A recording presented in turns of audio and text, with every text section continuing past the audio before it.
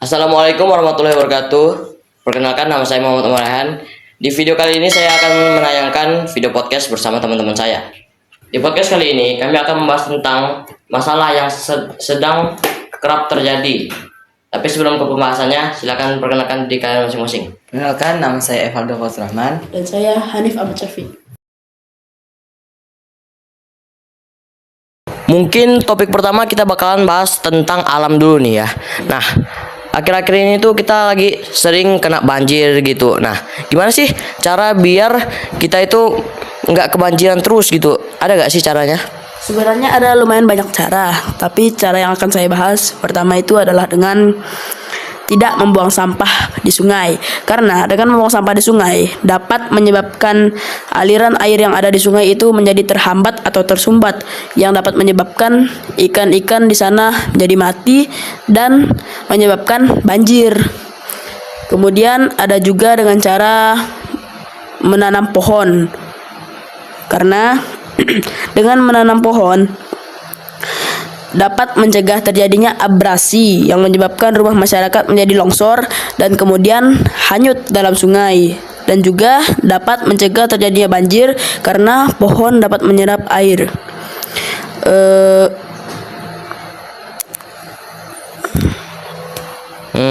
Gitu ya.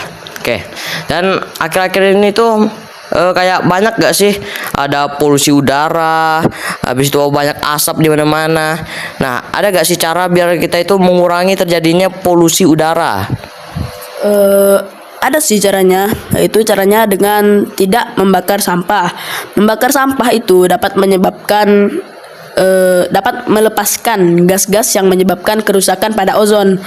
Mengatur jumlah atau porsi sinar ultraviolet yang masuk ke permukaan bumi, melindungi bumi agar sinar ultraviolet tersebut tidak langsung mengenai permukaan bumi.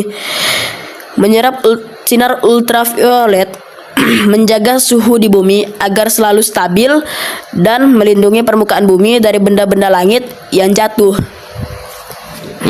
Akhir-akhir ini pun ada banyak ya hewan yang punah gitu loh.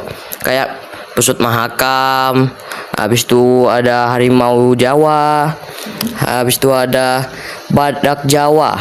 Nah, ada nggak sih cara biar ngejaga ekosistem atau nggak populasinya itu biar nggak semakin menurun? Caranya itu bisa kita lakukan dengan melarang perburuan liar. Karena dengan perburuan liar, hewan-hewan tersebut akan cepat mati atau pokoknya populasinya bisa mengurang. Dan perburuan liar itu merupakan suatu kegiatan mengambil hewan dan tanaman liar secara ilegal yang bertentangan dengan peraturan konservasi serta manajemen kehidupan liar. Perburuan liar ini merupakan suatu tindakan pelanggaran terhadap peraturan dan hukum perburuan. Dengar-dengar Indonesia itu pemasok sampah terbesar di dunia juga ya? Ada nggak sih cara agar kita itu bisa ngurangin pengeluaran sampah per tahun gitu loh? Ada caranya itu dengan melakukan kegiatan daur ulang. Daur ulang itu kegiatan membentuk strategi pengolahan sampah padat yang terdiri atas kegiatan pemilahan, kemudian kegiatan pengumpulan dan pemrosesan, dan juga pendistribusian, dan juga membuat produk atau material yang bekas pakai serta komponen utama di manajemen sampah modern. Dan bagian ketiga pada proses hierarki 4R, yaitu reduce, reuse, recycle, dan replace.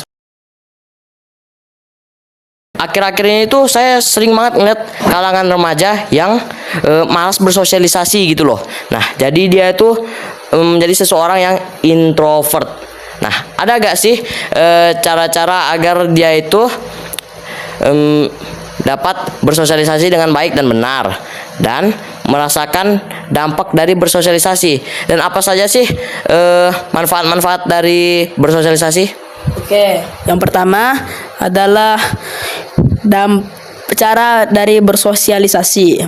Cara bersosialisasi adalah dengan ramah dan murah senyum kepada orang lain agar dapat bersosialisasi dan diterima masyarakat dengan baik. Kita perlu menjadi pribadi yang ramah dan murah senyum agar disukai orang-orang.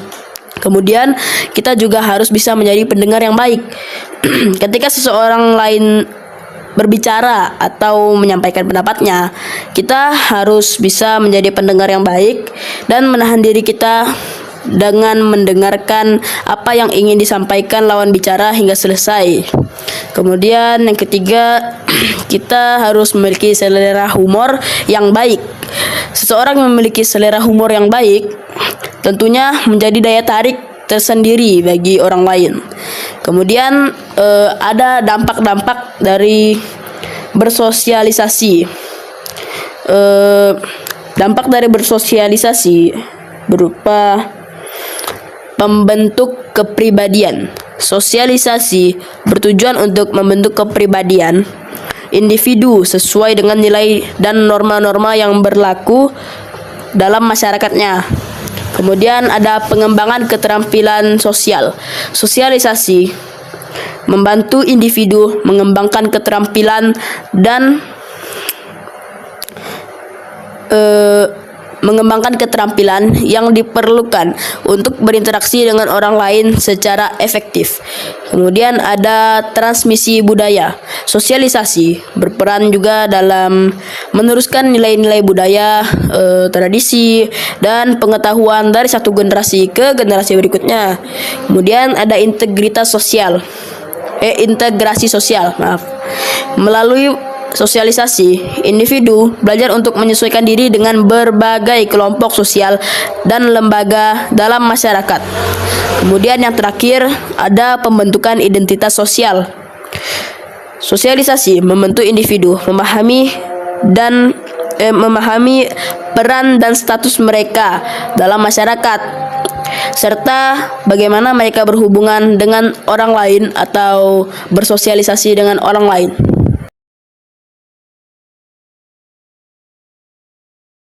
Akhir-akhir ini tuh saya tuh sering ngelihat banyak, terkhususnya di kalangan remaja ini ya, yang udah nggak bisa ngatur waktu ataupun manajemen waktu. Nah, mungkin gara-gara udah masuk era digital nih ya, jadi banyak yang kecanduan gadget. Oke, ada gak sih cara biar kita itu pandai dalam mengatur ataupun memanajemen waktu? Oke, cara kita untuk memanajemen waktu bisa sebagai dengan cara menyusun jadwal harian. Cara mengatur waktu dengan baik bagi pelajar pertama bisa dilakukan dengan menyusun jadwal harian.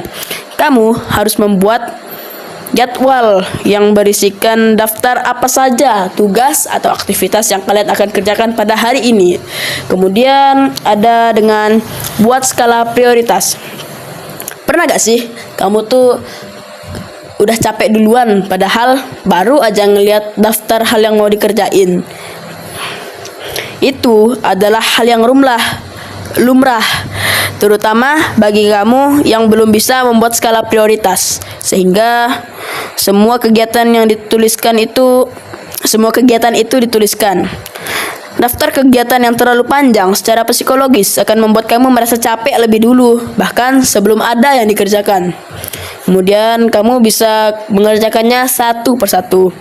Cara mengatur waktu bagi pelajar selanjutnya adalah mengerjakan satu persatu berdasarkan skala prioritas. Dengan cara ini, kamu bisa bekerja lebih efektif dan efisien dalam mengerjakan tugas-tugas. Kalau baru melihat jadwal yang panjang saja kamu sudah merasa capek, pasti akhirnya kamu hanya malas untuk mengerjakannya. Kemudian, dan terakhir, kita juga memerlukan istirahat yang cukup. Mengapa kamu dapat menjadi capek dan lelah? Jawabannya jelas, karena tidak ada waktu untuk beristirahat. Karena jadwal yang padat sampai kamu tidak memiliki waktu untuk beristirahat walaupun sekedar 30 sampai 60 menit saja. Istirahat ini sangat penting karena bisa mengembalikan kondisi dan membuat kamu kembali segar. Kamu bisa fokus lagi dalam mengerjakan tugas dan kewajiban sebagai seorang pelajar. Percuma bisa mengatur waktu dengan baik kalau tidak ada manfaatnya. Eits, jangan salah. Dampak dari kita bisa manajemen waktu dengan baik seperti dapat meningkatkan produktivitas, kemudian dapat mengurangi stres, dan juga dapat meningkatkan efisiensi kerja yang memungkinkan kamu penyelesaian tugas lebih cepat dan juga dengan kualitas yang jauh lebih tinggi. Kayaknya udah malam nih, Nip. Jam berapa sih? Wah, iya bener udah malam banget nih. Mungkin segitu aja ya untuk podcast Ngontai, ngobrol santai seputar masalah. Baiklah, sekian dari podcast kami kali ini. Jika ada salah kata, kami mohon maaf. Wassalamualaikum warahmatullahi wabarakatuh.